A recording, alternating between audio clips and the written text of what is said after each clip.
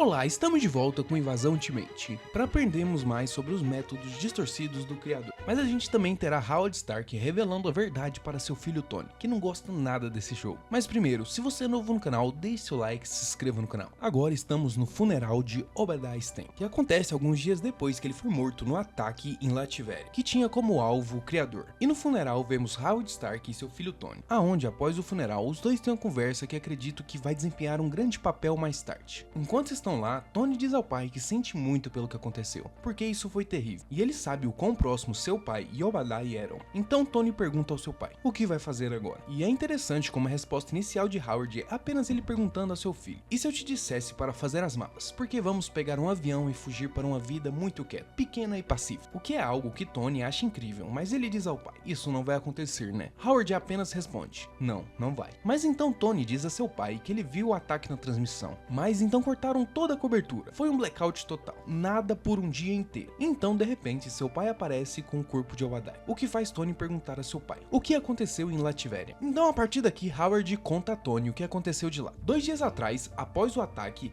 ele foi abordado por Manuel da Costa, ou como vocês conhecem, Mancha Solar, que herdou sua fortuna após a morte do pai. Mas aqui na Terra 6160, ele ainda está vivo, o que alinha muito do que vimos até aqui, Howard sendo o exemplo principal disso. Mas ao olhar ao redor da sala, Howard vê várias outras pessoas, a maioria das quais ele só conhece pelo nomes e rosto. Howard não conhece muito bem, porque antes quem resolvia isso era Obadiah, ele fazia todo o encontro e cumprimento. E Howard teve uma espécie de curso intensivo sobre quando tentou falar com Oshida, que à primeira vista você pode querer chamar de Solaris, mas na Terra 6160 ele é o Imperador do Sol, e ele não fala com ninguém quando está de máscara. E se Tony soubesse o protocolo, ele saberia que quando o Imperador do Sol está de máscara, você só pode comunicar com ele através da sua voz, a víbora. E ao olhar ao redor da sala você verá que só fala quando o sol se nasce e se cala quando ele se põe. O inverso é verdade para a lua de consumo. Então em seguida Howard é apresentado a Henry Dungari, o capitão Britânia da Terra 6160, que tem tanto a espada do poder e o amuleto do direito. Mas enquanto estão conversando, o Hulk entra exigindo saber quem estava por trás daquele ataque. Ele diz a todos naquela sala que precisa começar a agir e ir atrás de quem fez isso. E com o Hulk falando sobre reunir todos e ir atrás dos seus atacantes, isso confunde Howard, porque até onde eles sabem, os Rasputin são inimigos. E também, em algum momento, todos naquela sala já tiveram algum conflito uns com os outros. E ele dá até o exemplo como o conflito do leste, o evento pacífico, o apocalipse do inverno, e ele pergunta, devo continuar? Mas Hulk promete que por mais que pareça,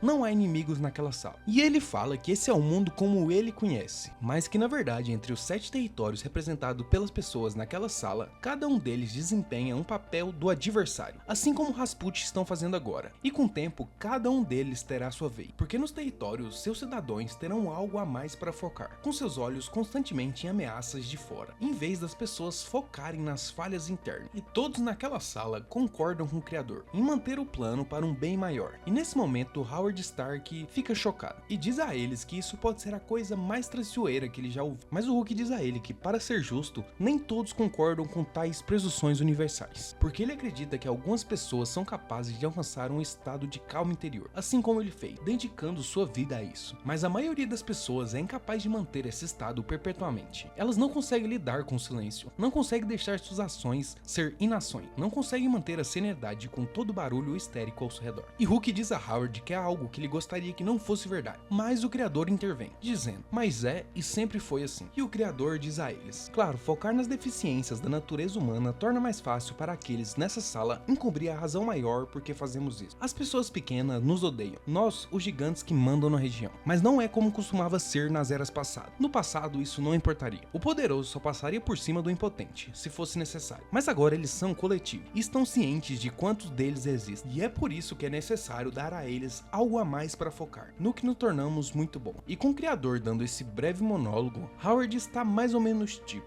isso é pior. E ele diz ao criador que antes dele chegar aqui, ele disse que achava isso muito traição. Mas agora ele acha que essa palavra traição foi muito gentil, e é pior. E o criador diz a Howard que ele pode escolher qualquer palavra que ele quiser, mas isso não mudará quem eles são e quem ele é, porque Howard Stark, rico, brilhante e poderoso, é um deles. E Howard diz a ele que não se sente assim, mas ele tem uma pergunta. Então o criador diz, claro, pergunte o que quiser. Então Howard pergunta se toda essa dança bem coreografada é para manter as pessoas pessoas felizes para que possamos continuar com o trabalho importante que os gigantes fazem. Então você se importaria de me dizer qual é esse trabalho? O que agora coloca um sorriso no rosto do criador, porque ele diz: agora você está fazendo a pergunta certa, agora estamos chegando em algum lugar. Mas antes de continuar o que aconteceu aqui, a gente volta para o presente, 2 dias depois, na mesma conversa entre Howard e Tony Stark, e agora com Tony sendo informado sobre essa parte da reunião. Ele pergunta ao pai: o que você vai fazer? E Howard é muito honesto, ele apenas diz ao filho que não sabe. Há muitas variáveis para uma resposta definitiva, a escala disso literalmente alcança o globo. Então ele pergunta ao filho Tony se ele tem alguma ideia brilhante. Tony faz uma pausa por 1 minuto antes de dizer ao pai que ele acha que ele deveria lutar contra ele, mas Howard acredita que isso só provaria o ponto de algumas pessoas, e também há uma questão que ele também pode perder.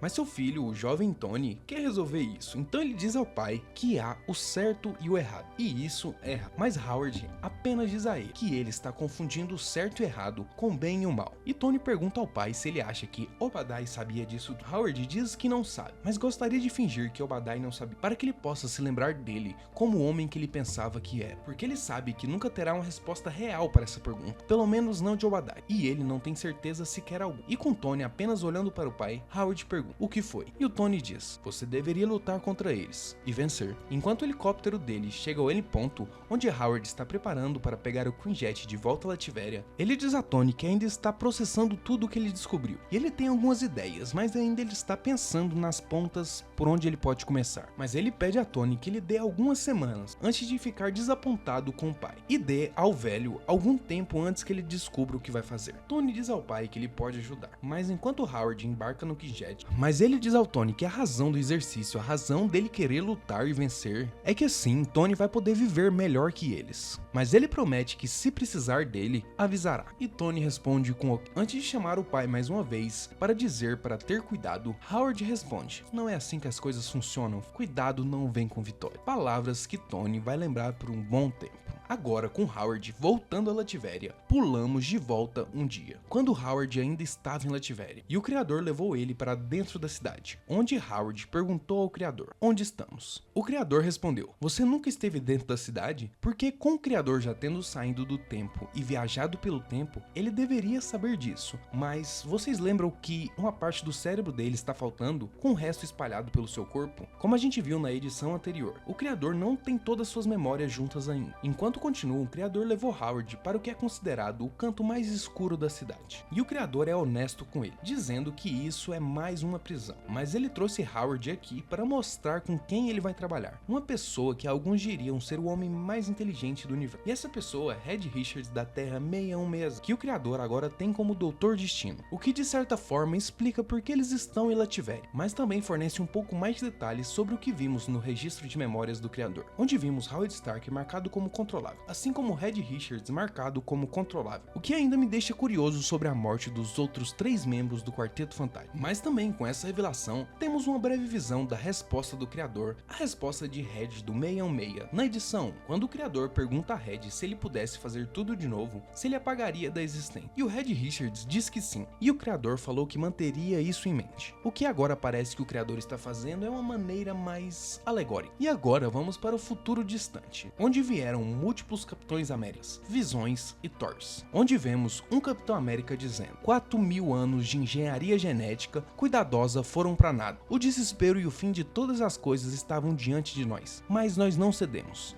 Então, um dos Thors diz: agora temos 6.000 anos de estoque melhor. Sangue Justo e seu exército foi substituído. Quanto tempo mais deveremos esperar, mestre? Quanto tempo mais podemos esperar? Enquanto uma mão se levanta, silenciando todos, e uma figura diz: você vê como ele se esconde nesse jogo que jogamos? Eu sem idade e imortal em tempo real. Meu adversário, uma criatura de cofre temporal. Um ladrão do tempo, se é que já houve um. E o que dizemos a todos os pretendentes? E eles respondem: o tempo deles virá. Então a figura diz: fale das minhas legiões. E os outros dizem: eles são infinitos, eles são imortais, eles estão prontos para morrer. E por último essa figura diz a todos: isso me agrada, me deixa ansioso. Eu ouvi seus gritos, ouvi vocês me chamarem. Kang, é a hora. Então eu digo vocês verdadeiramente verdadeiramente. A hora é agora. Enquanto o Kang do futuro deles é revelado. E embora não seja dito especificamente quem é esse Kang, 400 anos no futuro, com mais 600 anos no estoque melhor, em seu traje de ferro de Kang, não posso deixar de pensar que isso é o Tony Stark. Ou pelo menos um produto do que ele fez em uma tentativa de ajudar seu pai. E essa foi a HQ 3 da Invasão Ultimate. Se você gostou do vídeo, deixe seu like e se inscreva no canal. Continua!